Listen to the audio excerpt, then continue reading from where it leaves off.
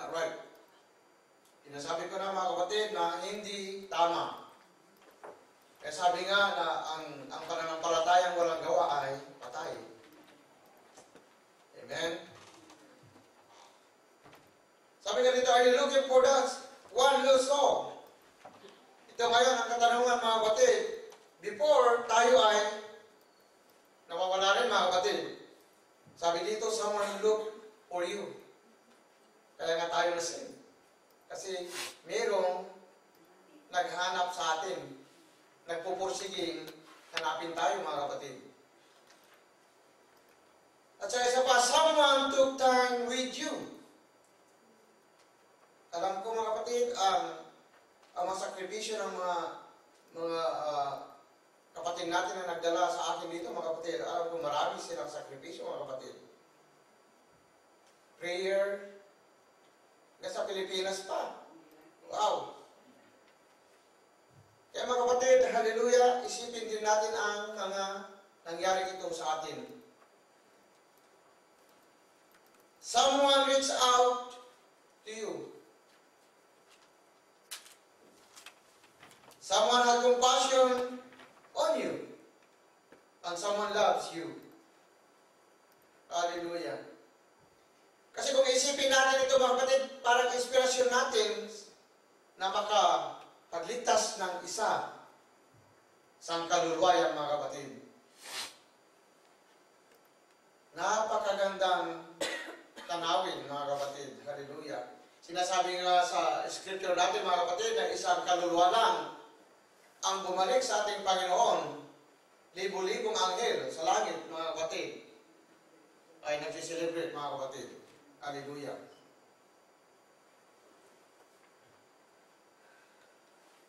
At susunod mga kapatid, we must sow the seeds. Kailangan tayong magtanim. Kasi kahit na malawak ang iyong lupain mga kapatid, kung hindi ka naman nagpupunla ng binhi doon mga kapatid, wala kang aanihin. Amen? Sinasabi dito mga kapatid, 2 Corinthians chapter 9 verse 6. 2 Corinthians chapter 9 verse 6. Kung nakuha niyo mga kapatid, si Amen. Hallelujah. Nandun na mga kapatid. But this I see, he which soweth sparingly shall reap also sparingly, and he which soweth bountifully shall reap also bountifully.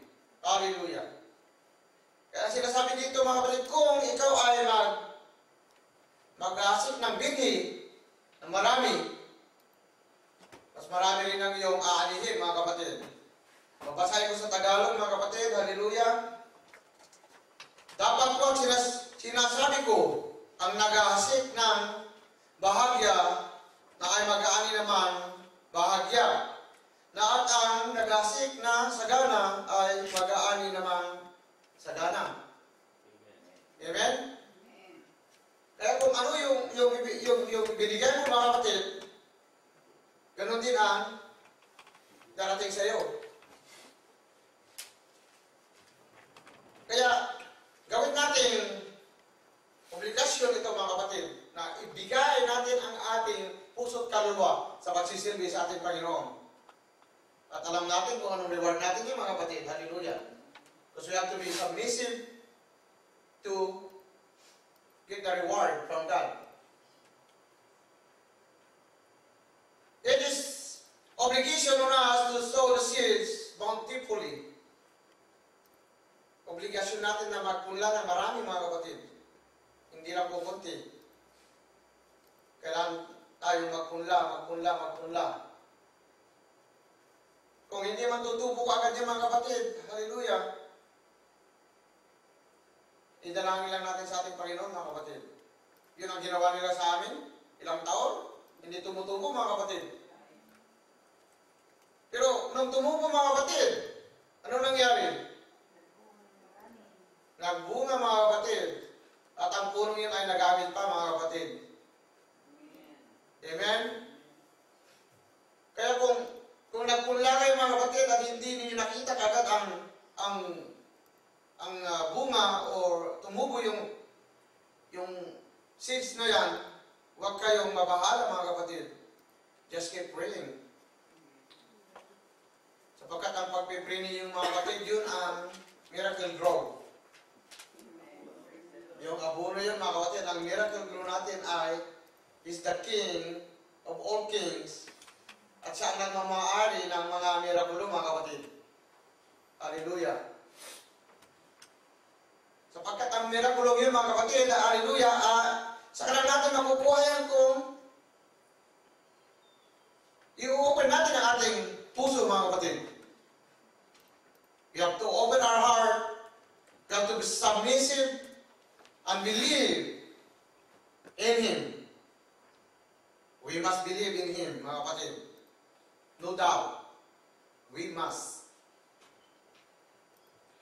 Hindi yung we shall, but we must. Amen. Amen? Every soul comes.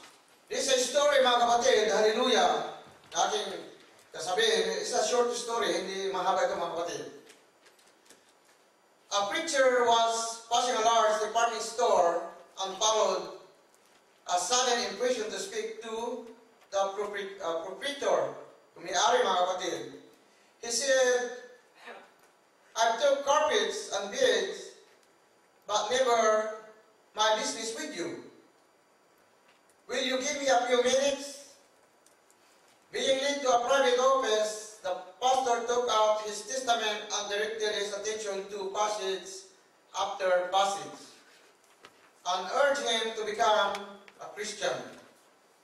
Finally, the tears began to roll down the old man's cheeks. "I am 70 years old.